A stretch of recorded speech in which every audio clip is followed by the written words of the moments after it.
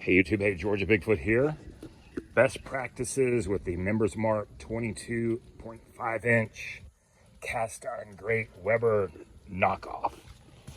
Been running Kingsford charcoal. I started in a charcoal chimney starter with just newspaper, nothing else.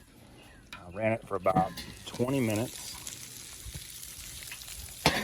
Y'all maybe seen my other videos about this grill. It's really fantastic. I've been running with both vents open. It's been running 350 degrees, 22.5 inch face.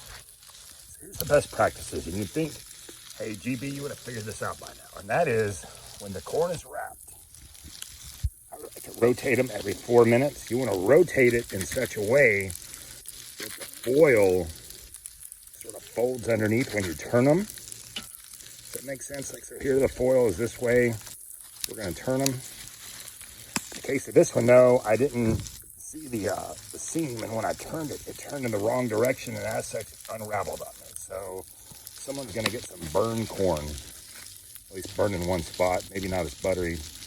But I've learned when these are about 350 degrees, and I'm here in North Georgia, altitude here is about 1,000 feet. It takes about 25 minutes to roast some really good corn. We've got them lathered up with butter, and I won't be eating these. They really don't mesh well with my Atkins diet, but the people in my family who will eat these are gonna rave about them. They always do. They may not rave about that one, but they're gonna rave about this one. So see that tag in right there? Instead of rotating it, to the left and it's unraveling, we're gonna rotate it so the seam sort of goes with it. Does that make sense? And this one, since I put it in a different angle, a different direction, we'll rotate it this way. So that's really just a trick. And I think the better way of doing this is our first grill out in some time. It's for Mother's Day. I think the thing to do is to rotate them, to line them all in the same direction. So when you're rotating them, it's just, second nature. You're just going to rotate them. And this one's going to be a little off because obviously I messed up the foil. Got some jalapenos on here on the side.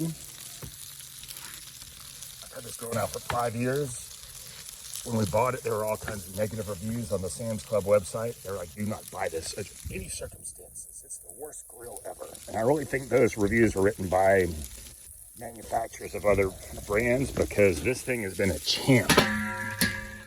Been a champ. Champion, as my pops would say. These are the Ballpark Prime hot dogs from Costco. And this is the 8812 ground beef, which we purchased this week for $4.29 a pound from Costco. We love the 8812. It's in those club packs. And ironically, the grill we're using is a Sam's Club grill. We love Sam's Club, but we prefer the ground beef from Costco, as do a lot of people. This is the 22.5 inch grate. We're going to cook these, and this is going to be a big to-do here for Mother's Day 2024. And I'll tell you what, this meat for $4.29 a pound, it just makes you wonder how places get away with charging like $12 for a cheeseburger when you could buy meat from Costco and make a better burger. All right, here we go. Here's our first flip after about 5 minutes. There's all these people that swear by Weber's. Weber's don't give you a good grill mark. Weber's have that goofy wire grill mark for some reason. Why does Weber do that? Are they just cheapskates, or what's the deal? I like a Weber grill, don't get me wrong. I think they're a little overpriced.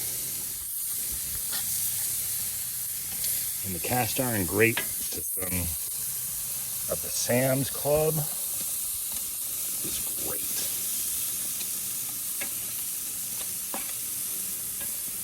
It's a great thing. All right, we just pulled some hot dogs, getting them, let the cheese melt, roasting some jalapenos from Aldi. Let's get this cheese good melted. All right, here we are.